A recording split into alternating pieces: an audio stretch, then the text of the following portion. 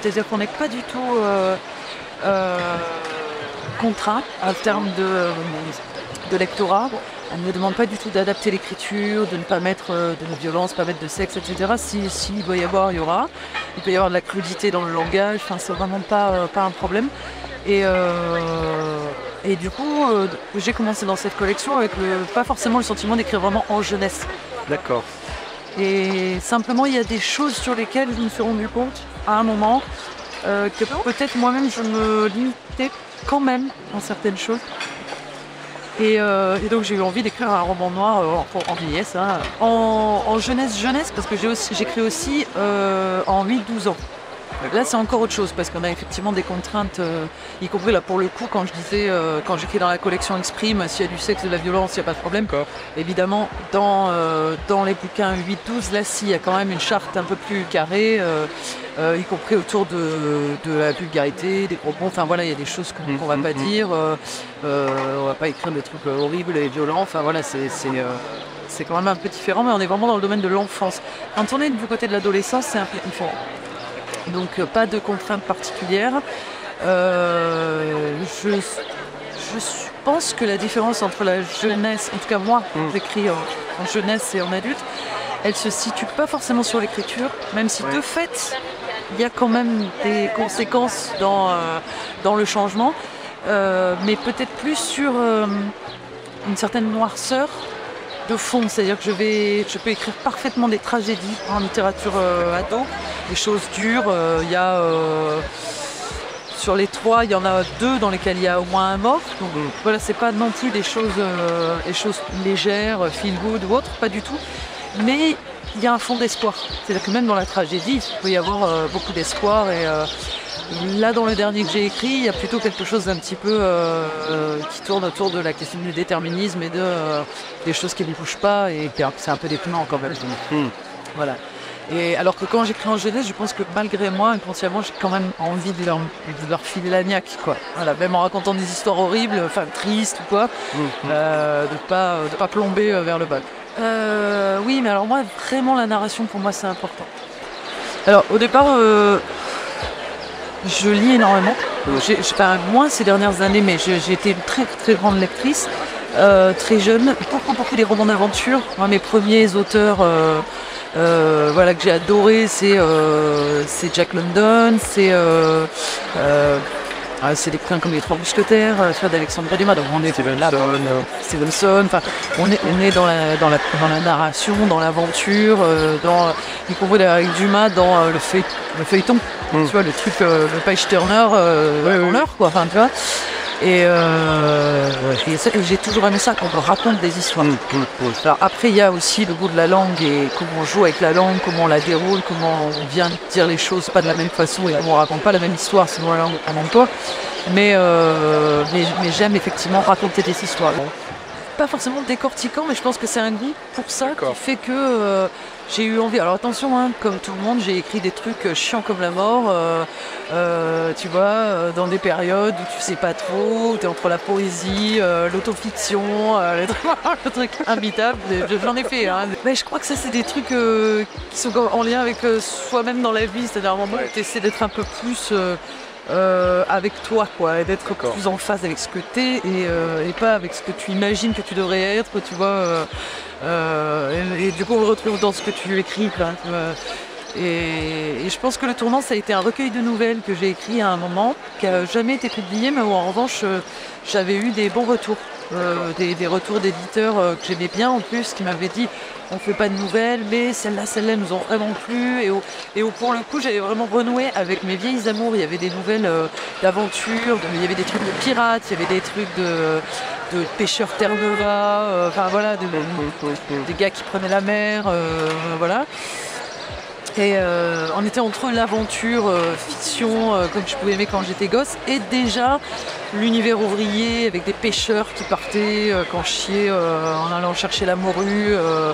Alors, ça... c'est difficile parce que c'est tellement vaste la façon dont on est nourri.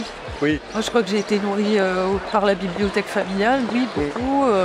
Il y avait énormément de livres à la maison, j'ai eu cette chance-là, il y avait beaucoup de bouquins. Après, c'est chacun, c'est comment on s'en saisit, c'est la vie, c'est plein de trucs. Je pense qu'il y a l'aventure, dans toute la question de la narration que j'ai depuis l'enfance, qui a rencontré à un moment donné des problématiques politiques qui dans ma vie m'ont secoué, m'ont construite aussi. Un militantisme. J'ai fait une belle rencontre qui a été la rencontre avec l'éditeur de la collection Exprime chez Sarbacane, qui s'appelle Thibaut Bérard, qui fait un super boulot avec les auteurs et d'accompagnement c'est un type extrêmement enthousiaste, donc qui te booste beaucoup et qui en même temps pinaille sur plein de choses dans le texte.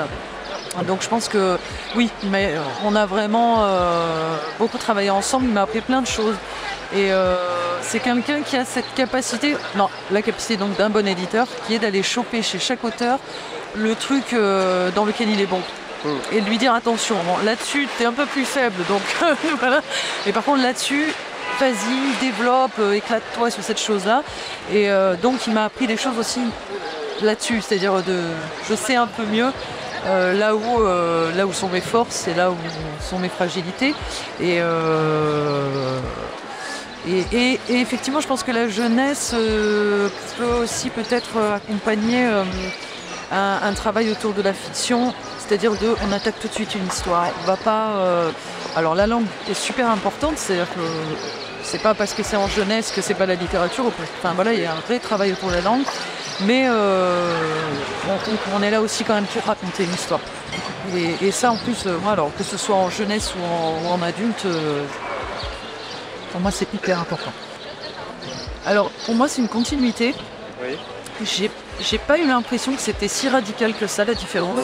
Entre autres parce que j'ai des lecteurs qui ont aimé les bouquins jeunesse et qui ont aimé celui-là et qui disent qui le vivent comme une continuité. D'accord. Mais certains m'ont dit que non, qu'il y avait un vrai changement dans l'écriture.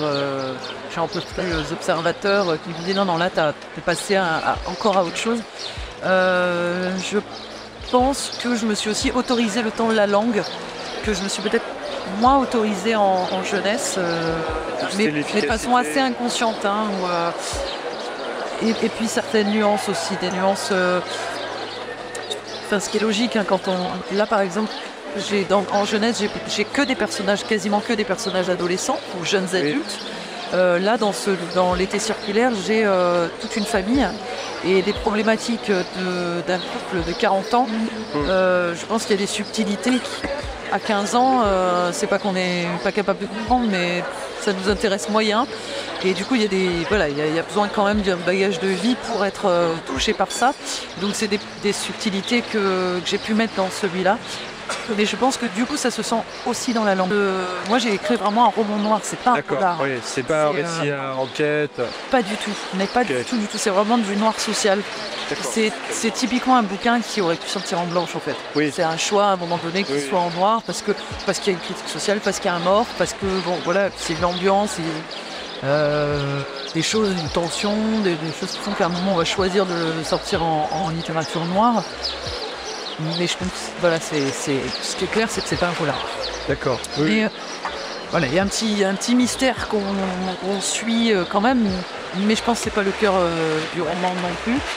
Et étonnamment, par contre, en jeunesse, j'en ai sorti un qui est plus proche du thriller. D'accord. Alors que je connais pas bien le thriller, c'était pas forcément mon truc au départ. Mais où j'ai eu envie d'un récit plus anxiogène, avec deux gamines, deux adolescentes poursuivies à Madagascar, avec un biotype très inquiétant, et où là du coup, sans connaître les codes, j'ai bricolé une sorte de thriller roman initiatique.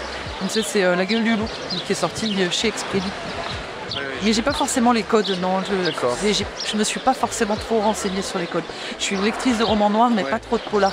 J'ai pas eu un bagage en polar particulièrement étoffé. En général, il y a des prises de notes avant. Des fois, j'essaie d'avoir quand même un chemin de fer. En sachant qu'il peut évidemment y avoir des choses qui bougent, voire même la fin qui change, des choses comme ça. Mais ça émerge surtout avec les personnages. Et des scènes. D'accord. Des scènes qui sortent comme ça. Et je prends pas mal de notes et puis après je démarre et puis ça peut m'arriver de tout bouleverser au fur et à mesure. Ouais, pas mal quand même. Ça c'est peut-être une particularité dans... J'ai pris aussi une sorte d'habitude un petit peu avec mon éditeur en jeunesse, comme c'est quelqu'un qui justement travaille vraiment beaucoup avec ses auteurs sur le texte. Des fois j'ai eu des réflexes un peu de feignasserie, c'est-à-dire d'écrire un passage en ayant conscience que c'est pas top, mais ouais, il regardera ce qu'il va. Voilà, un truc un peu comme ça, un truc un peu feignant, tu vois. Oui. Et en fait sur celui-là, comme je voulais vraiment que... Comme si j'allais bosser avec quelqu'un avec qui j'avais pas l'habitude de travailler, il fallait vraiment que ce soit au cordeau. Et du coup, j'ai vraiment travaillé chaque chapitre de façon beaucoup plus approfondie. J'ai voulu vraiment que ce soit nickel, quoi. Donc j'ai vraiment travaillé chaque chapitre de manière beaucoup plus à la fois sèche et approfondie. Je les laisse apparaître. Je pense qu'il y a des influences de gens que j'ai pu croiser, mais je m'en rends pas toujours compte au départ. Ça vient parfois avec le temps. Alors pour ce roman-là, j'ai fait un truc que j'avais jamais fait avant, qui est d'aller discuter avec quelqu'un, un vieux copain maçon, parce que y a un moment où un des personnages principaux, donc le père de famille, est maçon.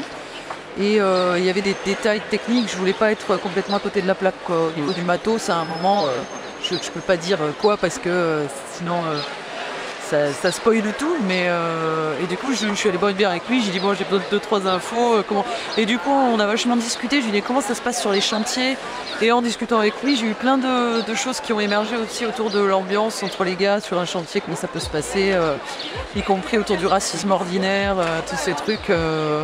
Mais d'habitude je fais pas ce genre de truc. J'ai trouvé ça super intéressant. D'écrire beaucoup, de pas lâcher, de lire. Enfin, après, je sais qu'il y a des auteurs qui sont pas forcément lecteurs. Ça n'empêche pas d'être un bon auteur. Il est peut-être de trouver sa voie. Enfin, on peut en avoir plusieurs des voies, mais de trouver l'endroit où on est juste en fait.